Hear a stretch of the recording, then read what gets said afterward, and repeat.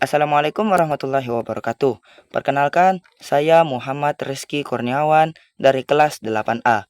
Pada kesempatan kali ini, saya akan membahas tentang teorema Pitagoras. Oke, mari kita membahas tentang teorema Pitagoras. Teorema Pitagoras ini hanya berlaku pada segitiga siku-siku. Mari kita melihat contoh berikut. Saya gambarkan contoh segitiga siku-siku. Misalnya, sisi miringnya adalah C dan sisi terpendek lainnya adalah A dan B. Nah, cara mengingat rumus Pitagoras ini gampang sekali. Perhatikan, bila yang ditanyakan adalah sisi miring, yakni C, maka sisi yang lain ditambah. Sedangkan bila yang ditanyakan adalah sisi terpendek atau sisi A dan sisi B, maka rumusnya adalah sisi miring dikurangi dengan salah satu sisi terpendek, yaitu sisi A maupun sisi B. Perhatikan, bila yang ditanyakan tadi adalah sisi miring, maka sisi yang lain ditambah. Inilah contohnya. C kuadrat sama dengan A kuadrat ditambah B kuadrat. Ini adalah rumus bila mencari sisi miringnya. Lalu bagaimana bila yang ditanyakan adalah sisi terpendek? Misalnya sisi A atau sisi B. Maka rumusnya adalah sisi miring dikurangi dengan sisi terpendek yang lain. Misalnya A kuadrat sama dengan C kuadrat dikurang B kuadrat. Bagaimana bila kita disuruh mencari sisi B? Maka rumusnya tetap sama, yaitu B kuadrat sama dengan C kuadrat dikurang A kuadrat. Ini merupakan rumus dasar dari teorema Pitagoras. Oke, langsung saja kita ke contoh soal. Perhatikan, saya buatkan gambar agar lebih jelas.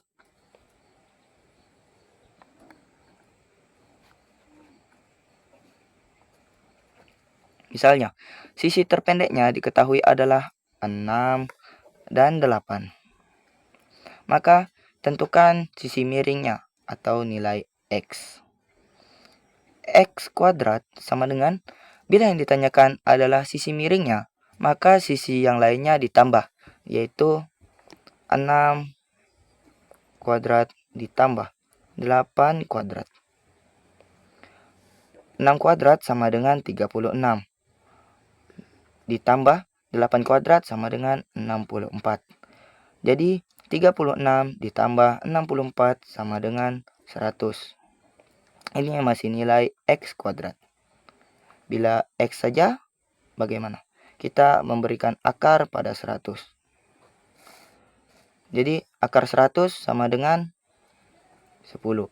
Jadi nilai X-nya adalah 10. Oke, kita lanjut ke soal nomor 2. Saya kasih gambar yang agak berbeda. Oke. Misalnya sisi terpanjangnya atau sisi miringnya adalah 5. Dan sisi yang lain adalah 4. Maka tentukan sisi terpendeknya atau nilai Y.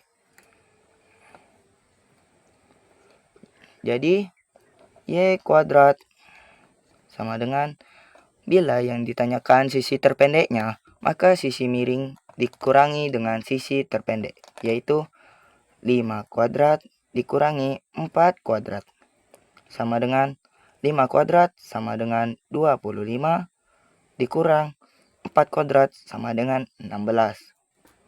Jadi 25 dikurang 16 sama dengan 9. Ini masih Y kuadrat. Bagaimana kalau Y? Jadi misalnya kalau dia Y, kita tambahkan akar dan kita beri 9.